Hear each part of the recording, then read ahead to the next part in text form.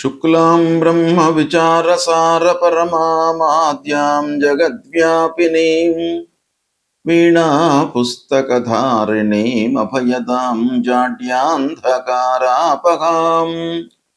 హస్తే స్ఫాటికమాలికాం విదదతీం పద్మాసనే సంస్థితాం వందే తాం పరమేశ్వరీం భగవతీం బుద్ధిప్రదాం శారదాం. శ్రీ మహాగణాధిపతయే నమః. శ్రీ మహాసరస్వత్యై నమః. శ్రీ గురుభ్యో నమః. జూన్ మాసంలో గోచార ఫలితాలు ఎలా ఉన్నాయి అనే విషయాన్ని మనం తెలుసుకుందాం. జూన్ మాసంలో గ్రహస్థితి ఎలా ఉంది? గోచార ఫలితాలు ముఖ్యంగా 8 గ్రహాల యొక్క సంచారం పైన ఆధారపడి ఉంటాయి కాబట్టి ఈ 8 గ్రహాలు ఏ రాశులలో సంచరిస్తున్నాయి ఈ జూన్ మాసంలో అనేటువంటి విషయాన్ని మనము ప్రథమంగా చూసినట్టయితే, సూర్య భగవానుడు 15వ తారీఖు వరకు వృషభ రాశిలో సంచరిస్తున్నాడు.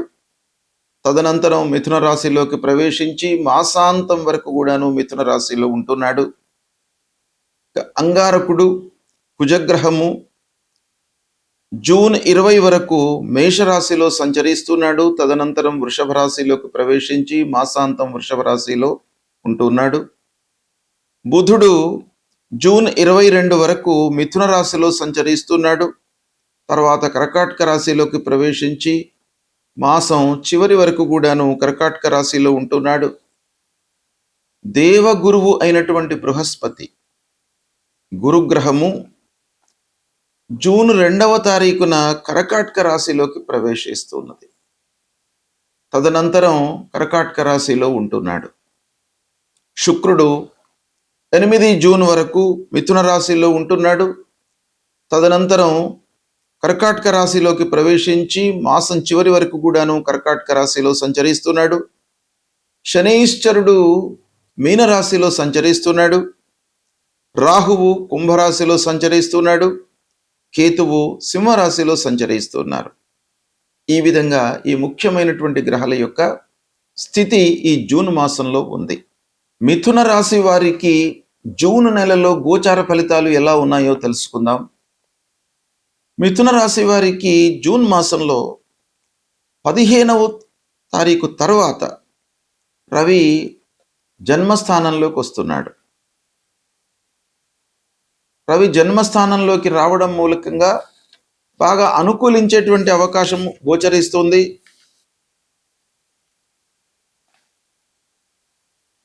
అంటే 1వ స్థానంలోకి వస్తున్నాడు. 15 కంటే ముందు ద్వాదశ స్థానంలో ఉన్నాడు. అంటే ద్వాదశము జన్మస్థానము గోచార రీత్యా సూర్యుడికి ప్రతికూలమైనటువంటి స్థానాలే అయినప్పటికీ సూర్యుడు మన లోపల ఒక సమయస్ఫూర్తిని, ఆరోగ్యాన్ని, శారీరక ఇబ్బందులను దూరం చేస్తూ ఒక మనశ్శాంతిని కలిగించేటువంటి గ్రహము కనుక మీకు సమాజంలో గౌరవ మర్యాదలు లభించే అవకాశాలు ఉన్నాయి. అయితే ఈ ద్వాదశ జన్మస్థానాలలో సూర్యుడు సంచరిస్తున్నటువంటి సమయంలో మీరు నాయకత్వ లక్షణాలు ఉన్నటువంటి వ్యక్తులు ఎవరైతే ఉంటారో వాళ్ళు కొంత జాగ్రత్తలు తీసుకోవాలి. ఉద్యోగంలో మీరు టీం లీడ్ చేస్తున్నటువంటి వాళ్ళే కానివ్వండి, రాజకీయ పరంగా ఒక నాయకత్వం వహిస్తున్నటువంటి వాళ్ళు, లేదా ఏదైనా కూడాను ఒక సంస్థలో లీడ్ చేస్తున్నటువంటి వాళ్ళు కొంత మీరు జాగ్రత్తలు తీసుకోవడం మంచిది. ప్రభుత్వ పనులు మట్టుకు కొంత పూర్తి అవుతాయి.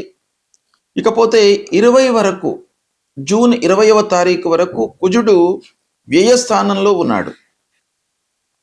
కుజుడు వ్యయస్థానంలో ఉండడము కొంత ఇబ్బందికరము. దానికంటే ముందు అంటే జూన్ కంటే ముందు కుజుడు మిథున రాశి వారికి బాగా యోగకారకుడు. అంటే లాభస్థానంలో ఉంటున్నాడు. లాభస్థానం బాగా కలిసి వస్తుంది. అయితే 20 నుండి మాసాంతం వరకు వ్యయస్థానంలోకి రావడంతో అనుకోకుండా మీకు ఖర్చులు పెరిగే అవకాశాలు ఉన్నాయి. మానసికమైనటువంటి ఆందోళనకు గురి అవుతారు. ఇక 20 తర్వాత ఎలా ఉంటుంది కుజుడి యొక్క స్థితి అనంటే, మనకు ధనస్థానంలోకి వస్తున్నాడు. మిథున రాశి వారికి ధనస్థానంలో బుధుడు, గురు, శుక్రుడు ఈ గ్రహాలు ఉన్నాయి కాబట్టి కొంత మీరు ఆలోచించి నిర్ణయాలు తీసుకున్నట్టయితే సత్ఫలితాలను పొందే అవకాశం బాగా ఉంది. మాట లోపల మట్టుకు మృదుత్వం బాగా అవసరం. అంటే పనులు నెరవేర్చుకోవడానికి మీ యొక్క స్కిల్ను, మాటలో ఉన్నటువంటి నైపుణ్యాన్ని మీరు ఉపయోగించుకున్నట్టయితే చాలా సత్ఫలితాలను పొందుతారు. బుధుడు అనుకూలంగా ఉన్నాడు. బుధుని యొక్క స్థితి వలన మీకు అత్యంత శుభప్రదమైనటువంటి ఫలితాలు గోచరిస్తున్నాయి. మీరు ఆలోచించి మనస్సు నిలిపి పనులు చేస్తారు, తద్వారా శుభ ఫలితాలను పొందుతారు. ఐటీ రంగంలో ఉన్నటువంటి వాళ్లకు, మీడియా రంగంలో ఉన్నటువంటి వాళ్లకు చాలా కలిసి వచ్చేటువంటి సమయము ఈ జూన్ మాసము. 22 తర్వాత ఆదాయం కూడాను మీకు బాగా పెరుగుతుంది. శుక్రుడు మీకు చాలా అనుకూలమైనటువంటి స్థితి లోపల ఈ మాసంలో ఉన్నాడు కనుక మీ పైన, మీరు చేస్తున్నటువంటి సంస్థ లోపల మీ పనితనానికి గుర్తింపు లభించడము, మీ పైన ఆకర్షణ పెరగడము, మీ పనిపై ఆకర్షితులై యాజమాన్యము కొన్ని ముఖ్యమైనటువంటి పనులను అప్పజెప్పడము, ఇలాంటివి జరిగే అవకాశాలు బాగా ఉన్నాయి. ఇక ప్రేమ వ్యవహారాలలో కూడాను మీకు అనుకూలత ఉంది. శుక్రుడి యొక్క సంచారము శుభప్రదంగా ఉంది గనక. ఇక గురువు 2వ స్థానంలోకి ప్రవేశిస్తున్నాడు 2 జూన్ రోజున. ధనస్థానము ఉచ్చ స్థానంలోకి వస్తున్నాడు కాబట్టి గురువు యొక్క సంచారం మూలకంగా మొత్తము మీ జీవన శైలి, జీవన విధానము ఈ మాసంలో మారేటువంటి అవకాశం బాగా కనబడుతుంది. ధన లాభము చేకూరుతుంది. కుటుంబం లోపల మీకు సౌఖ్యత, సంతోషము వెల్లివిరుస్తుంది. కొత్త ఆదాయ మార్గాలను కూడా మీరు అన్వేషించే అవకాశాలు ఉన్నాయి. ఆ అవకాశాలు కూడాను మీకు వస్తాయి. ఇకపోతే శని యొక్క సంచారము కొంత ఇబ్బంది పెడుతుంది. శని మిథున రాశి వారికి దశమంలో ఉన్నాడు. దశమము వృత్తికి సంబంధించినటువంటి స్థానం. అలాంటి స్థానంలో శనైశ్వరుడు ఈ మాసంలో సంచరిస్తున్నాడు. తద్వారా ఏమవుతుంది, మీరు చేసేటువంటి పనులపైన శని యొక్క ఎఫెక్ట్ ఉంటుంది. తద్వారా పనుల లోపల ఆలస్యము, కష్టపడవలసినటువంటి స్థితి ఏర్పడుతుంది. అంటే మామూలు పనికి కూడాను మనము కొంత ఫిజికల్ ఎఫర్ట్ అనేటువంటిది మనము జోడిస్తే కానీ మనకు అనుకూలమైనటువంటి ఫలితము రాదు. ఇక ఆలస్యంగా ప్రమోషన్ వస్తుంది. గురు బాగున్నాడు కనుక ప్రమోషన్ వస్తుంది, ఆదాయం పెరుగుతుంది. కానీ శని కొంతవరకు అడ్డుకునేటువంటి అవకాశాలు ఉన్నాయి. అయినప్పటికీ ప్రమోషను, మీకు శాలరీ లోపల పెంపుదల, ఒక గౌరవ స్థితి రావడము, ఇలాంటివన్నీ కూడాను మీకు ఈ మాసంలో జరిగే అవకాశాలు ఉన్నాయి. ఇకపోతే రాహు విషయం ఆలోచించినట్టయితే భాగ్యస్థానంలో రాహువు సంచరిస్తున్నాడు కాబట్టి విదేశ యోగం అనేటువంటిది బలపడుతుంది. అంటే మీరు బయట ప్రదేశాలకు, దేశాలకు ప్రయత్నాలు చేస్తున్నట్టయితే మీకు ఈ సమయం లోపల కలిసి వస్తుంది. వెళ్ళే అవకాశాలు బాగా ఉన్నాయి. ఉన్నత విద్యకై ప్రయత్నాలు చేస్తున్నటువంటి విద్యార్థుల విషయం మనం ఆలోచించినట్టయితే విదేశీ విద్యకు బాగా అవకాశాలు ఉన్నాయి. ఈ సమయం లోపల కేతువు మీకు అనుకూలంగా ఉన్నాడు. అంటే సోదరులతో, ఆత్మీయులతో, స్నేహితులతో సత్సంబంధాలు ఉంటాయి. అయితే కొంత గ్యాప్ ఏర్పడినప్పటికీ వాళ్ళ మూలకంగా మీకు పనులు నెరవేరేటువంటి అవకాశాలే బాగా ఎక్కువ కనబడుతున్నాయి. విద్యార్థులకు ఓవరాల్గా ఉత్తమ మాసం ఈ జూన్ మాసం. దీన్ని మీరు సద్వినియోగపరుచుకున్నట్టయితే ముఖ్యంగా విదేశాలకు హయ్యర్ ఎడ్యుకేషన్ కొరకై ప్రయత్నాలు చేస్తున్నటువంటి వాళ్ళు, హయ్యర్ ఎడ్యుకేషన్ కొరకై ఏవైనా ఎగ్జామ్స్, కాంపిటేటివ్ ఎగ్జామ్స్, GRE లాంటివి రాస్తున్నటువంటి వాళ్ళు ఈ సమయం లోపల మంచి ఫలితంతో, మంచి స్కోర్తో మీరు నిలిచే అవకాశాలు ఉన్నాయి. ఇకపోతే వ్యాపారము, అంటే డిజిటల్ మార్కెటింగ్ చేస్తున్నటువంటి వాళ్ళు చాలా రాణించే అవకాశాలు ఉన్నాయి. ట్రేడింగు, కొనడము, అమ్మడము, క్రయ విక్రయాలు ఇలాంటి వాటిల్లో మీకు అభివృద్ధి కనబడుతుంది. వివాహ ప్రయత్నాలు విజయవంతమవుతాయి, సఫలీకృతమయ్యి మంచి సంబంధము కుదురుతుంది, వివాహం చేస్తారు, మంచి కార్యక్రమాలకు మీరు హాజరవుతారు. ఈ విధంగా మిథున రాశి వారికి ఈ జూన్ మాసము ఓవరాల్గా బాగా కలిసి వస్తుంది. 80% నుండి 85% శుభ ఫలితాలు గోచరిస్తున్నాయి కనుక మీరు కొంత మనస్సు నిలిపి మీ స్కిల్స్ను ఉపయోగించి మీరు ఈ మాసంలో పనులు చేసుకున్నట్టయితే చాలా విషయాలలో సంతృప్తికరమైనటువంటి ఫలితాలలో మీరు ఆనందంగా ఉంటారు. ఈ సంవత్సరము ఉగాది నుండి జూలై 10వ తారీఖు వరకు, అంటే 10/7/2026 వరకు కాలసర్ప యోగము ఉంది. కాలసర్ప యోగము అనంటే రాహువు కేతువుల మధ్యన మిగతా గ్రహాలన్నీ కూడాను ఉండడం అన్నమాట. ఈ కాలసర్ప యోగము ప్రపంచవ్యాప్తంగా చాలా ఇబ్బందులను కలిగిస్తుంది. మన దేశీయంగా ఆలోచించినట్టయితే ఇరుగు పొరుగు దేశాలతో, అంటే మన భారతదేశానికి నైబర్ కంట్రీస్ అన్నమాట, బంగ్లాదేశ్ కానివ్వండి, పాకిస్తాన్ కానివ్వండి, ఇలాంటివి ఇరుగు పొరుగు దేశాలతో సత్సంబంధాలు లేకపోవడము, వాళ్లతో గొడవలు, కలహాలు ఇలాంటివి జరగడానికి అవకాశాలు బాగా ఉంటాయి. ఆ ఇరుగు పొరుగు దేశాల యొక్క అధినేతలతో కూడాను మనకు అభిప్రాయ భేదాలు వస్తాయి. వాళ్ళు అరాచకాలు సృష్టించడానికి అవకాశాలు బాగా ఉంటాయి. యుద్ధ వాతావరణము నెలకొంటుంది. ప్రజల లోపల ఒక భయానకమైనటువంటి వాతావరణం ఏర్పడుతుంది. జన నష్టము జరిగే అవకాశాలు ఉంటాయి.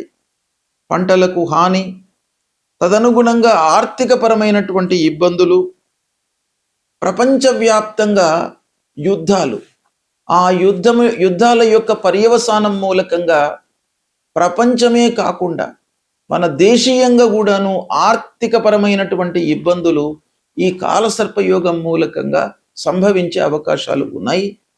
దీన్ని అందరూ కూడాను దృష్టిలో పెట్టుకొని మన లెవెల్లో మనము ఏ విధంగా దీన్ని కంట్రోల్ చేసుకోవాలి. ప్రపంచంలో జరుగుతున్న అన్ని సంఘటనలకు మనము వాటిని రెక్టిఫై చేసుకోవడం అనేది మన స్థితి, మన చేతిలో లేదు కనుక మనము ఇలాంటి పరిస్థితులను ఎలా అధిగమించాలి అనే విషయాన్ని మన లెవెల్లో మనం ఆలోచించుకొని దానికి అనుగుణంగా ఉండడము మనము అలవర్చుకోవాలి. అయితే ఈ సమయంలో కాలసర్పయోగం మూలకంగా ఇబ్బందులు కలుగుతాయి కనుక మనము భగవంతుణ్ణి ఆరాధించడము, నిత్యం కూడాను శివార్చన చేయడము, శివుడికి అభిషేకం చేయడము, శ్రీమన్నారాయణుని కొలవడము ఇలాంటివి చేసినట్టయితే మనకు కొన్ని ఇబ్బందులు కలగకుండా, మన వైపుకు రాకుండా ఉండడానికి అవకాశాలు ఉంటాయి. దీన్ని మీరు సద్వినియోగం చేసుకోండి. జూన్ మాసంలో ముఖ్యమైనటువంటి పండుగల గురించి మనము తెలుసుకుందాం. ఈ జూన్ మాసము అధిక జ్యేష్ఠ కృష్ణ పాడ్యమితో ప్రారంభమయ్యి నిజ జ్యేష్ఠ కృష్ణ ప్రతిపదతో ముగుస్తుంది. అయితే ఈ అధిక మాసంలో ఈ జూన్ మాసం రావడం జరిగింది. అసలు అధిక మాసం అంటే ఏంటి, ఎలాంటి ఫలితాలు ఉంటాయి, మనం ఏం చేయాలి అనేటువంటి విషయాన్ని మనం చూసినట్టయితే, అధిక మాసము అనంటే చాంద్రమాన రీత్యా గణించేటువంటి మాసాల లోపల ఒక మాసము ఎక్స్ట్రా అధిక మాసంగా వస్తుంది. ఎలా వస్తుంది? ఈ గణిత ప్రకారంగా మనం చూసినట్టయితే అసంక్రాంతి మాసోధి మాస అని అంటారు. అంటే సంక్రమణ లేనటువంటి మాసాన్ని అధిక మాసంగా మనం పరిగణిస్తాం. సంక్రమణ లేనటువంటి మాసము శుభకార్యాలకు పనికిరాదు. కాబట్టి ప్రతి నెల లోపల కూడాను సంక్రమణ అనేటువంటిది ఉండాలి. అలా సంక్రమణ లేనటువంటి మాసమే అధిక మాసం. అయితే ఈ అధిక మాసం లోపల మనం చేయవలసినటువంటి కర్తవ్యాలు ఏంటంటే, ఇది ఒక రకంగా చాలా శుభప్రదమైనటువంటి మాసం. దీన్ని పురుషోత్తమ మాసము అని అంటారు. ఈ పురుషోత్తమ మాసం లోపల, అంటే అధిక మాసం లోపల మనము చేసేటువంటి పుణ్యకార్యాలు అక్షయమైనటువంటి ఫలితాలను ఇస్తాయి. అంటే మనము తోచినటువంటి ఒక 100 రూపాయలు దానం చేసినట్టయితే అధిక మాసం లోపల మీరు 1,00,000 రూపాయలు దానం చేసినటువంటి ఫలితాన్ని పొందుతారు. అంటే అత్యధికంగా మీరు దాన ధర్మాలు చేసినటువంటి ఫలితాన్ని అధిక మాసంలో మీరు కించిత్తు దానం చేయడం మూలకంగా మీకు లభిస్తుంది అనేటువంటిది శాస్త్రం చెప్తుంది. కాబట్టి ఈ అధిక మాసంలో మీ లెవెల్లో మీకు తోచిన మేర దాన ధర్మాలు చేయండి, తర్వాత అన్నదానాలు చేయండి. ముఖ్యంగా ప్రాంతీయ ఆచారం మూలకంగా మనకు ఆడపడుచులకు, సోదరులకు, సోదరీమణులకు ఈ వాయనాలు ఇచ్చుకోవడము, 33 రకాల పళ్ళను ఇచ్చుకోవడము, 33 రకాల వస్తువులను వాళ్లకు దానంగా ఇవ్వడము. అంటే అల్లుడు లక్ష్మీనారాయణ స్వరూపుడు, అంటే నారాయణ స్వరూపుడు అన్నమాట. కాబట్టి అధిక మాసంలో అల్లుణ్ణి గౌరవించి, బిడ్డను అల్లుణ్ణి గౌరవించి వాళ్లకు వస్త్రాలు, ఫలాలు, తోచిన దక్షిణలు ఇవ్వడం అనేటువంటిది శాస్త్రంలో బలీయంగా చెప్పబడి ఉంది. కాబట్టి ప్రతి వాళ్ళు కూడాను లక్ష్మీనారాయణ స్వరూపులైనటువంటి అల్లుడు బిడ్డను పిలిచి వాళ్లకు తగిన సత్కారం చేయడం మూలకంగా మీకు అక్షయమైనటువంటి ఫలితం వస్తుంది. కాబట్టి అందరూ కూడాను ఈ అధిక మాసాన్ని వినియోగించుకోండి. ఇక ఈ జూన్ మాసంలో ముఖ్యమైనటువంటి పండుగలు ఏమున్నాయి అనే విషయాన్ని మనం చూసినట్టయితే, జూన్ 1వ తారీఖు నాడు రాత్రి 1:45 గురువు కర్కాటక రాశిలోకి ప్రవేశిస్తున్నాడు. అంటే ఉచ్చ స్థానంలోకి ప్రవేశిస్తున్నాడు. అంటే 2వ తారీఖు నుండి పుష్కరాలు, యమునా నదికి పుష్కరాలు ప్రారంభమవుతున్నాయి. 12 రోజులు పుష్కరాలు ఉంటాయి 2వ తారీఖు నుండి. కాబట్టి ఇది జూన్ మాసంలో ఒక ఘటన, మనకు శుభకరమైనటువంటి ప్రవేశం. ఇక 4వ తారీఖున సంకష్టహర చతుర్థి. సంకటాలు, ఇబ్బందులు ఇవన్నీ కూడా దూరం కావడానికి మనము గణపతిని స్మరించి, గణపతి నిమిత్తమై ఉదయం నుండి చంద్రోదయం వరకు నిరాహారంతో ఉంటూ చంద్రుణ్ణి చూసిన తర్వాత అప్పుడు భోంచేయడం మూలకంగా మనకు జీవితంలో ఆటంకాలు, కష్టాలు, నష్టాలు రాకుండా ఆ మహాగణాధిపతి మనను రక్షిస్తాడు అనేటువంటిది పురాణాలు చెప్తున్నాయి. కాబట్టి సంకష్టహర చతుర్థిని మనం పాటించాలి. ఇక 8వ తారీఖున మృగశిర కార్తీ ప్రవేశం. ఇది వ్యవసాయదారులకు చాలా ముఖ్యమైనటువంటిది. కార్తులు, వాళ్ళు కార్తులను దృష్టిలో పెట్టుకొని విత్తనాలు నాటడము, తర్వాత వ్యవసాయ పనులు ప్రారంభించుకోవడము, వ్యవసాయ పనులకు సంబంధించినటువంటి విషయాల లోపల ప్లానింగ్ చేసుకోవడం చేస్తారు. గనక మృగశిర కార్తీ 8వ తారీఖు. 11వ తారీఖున అందరికీ కూడాను, అంటే సర్వేషాం పరమ ఏకాదశి. ఇక 12వ తారీఖు పక్ష ప్రదోషం, 13వ తారీఖు నాడు శని త్రయోదశి, 14వ తారీఖు నాడు దర్శ అమావాస్య, 15వ తారీఖు నాడు మిథున సంక్రమణ ఉంది. ఇక 16వ తారీఖు నిజ జ్యేష్ఠ మాసం ప్రారంభమవుతుంది. నిజ జ్యేష్ఠ మాసంలో మనకు ముఖ్యమైనటువంటి పండుగ 24వ తారీఖున దశహర దశమి. అంటే దశవిధ పాపాలు మనిషి తెలియకుండా చేస్తూ ఉంటాడు. కాయిక, వాచిక, మానసిక కర్మల మూలకంగా కొన్ని పాపాలు మనం చేస్తూ ఉంటాం. ఈ పాపాలన్నీ కూడాను పోవడానికి మన ధర్మశాస్త్రాలు ఏం చెప్తున్నాయి? తెలియకుండా మనం చేస్తాం గనక గంగా స్నానం మూలకంగా ఈ దోషాలన్నీ కూడా దూరం అవుతాయి. కనుక అలాంటి పవిత్రమైనటువంటి రోజు 24 జూన్ దశపాపహర దశమి, గంగా స్నానం చేయాలి ఈ రోజున. 25వ తారీఖు సర్వేషాం నిర్జల ఏకాదశి. ఈ 25వ తారీఖునే శ్రీ గణపతి సత్యనారాయణ స్వామి వారి యొక్క జయంతి. ఇది అందరూ కూడాను అవధూత పీఠాధిపతి అయినటువంటి ఆ స్వామివారిని కొలవడం మూలకంగా మన లోపల ఒక మానసిక రుగ్మతలు, శారీరక రుగ్మతలు అన్నీ కూడా దూరమయ్యి ఆ మహానుభావుని యొక్క అనుగ్రహం మనకు లభిస్తుంది కనుక ఆ రోజును మనము పవిత్రంగా వారిని పూజించడానికై ఉపయోగించుకోవాలి. ఇక 27వ తారీఖు శని త్రయోదశి, శని ప్రదోషము. 29వ తారీఖు జ్యేష్ఠ పూర్ణిమ, వట సావిత్రి గౌరీ వ్రతము.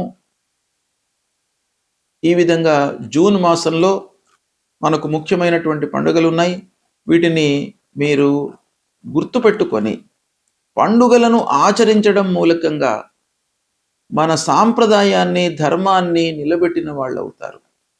తద్వారా మీకు కూడాను జీవితంలో శుభ ఫలితాలు కలుగుతాయి. భగవంతుడి యొక్క అనుగ్రహం లభిస్తుంది గనక ఈ పండుగలను ఆచరిస్తూ పండుగల వెనుక ఉన్నటువంటి పరమార్థాన్ని మీరు తెలుసుకోవాలి. శుభం.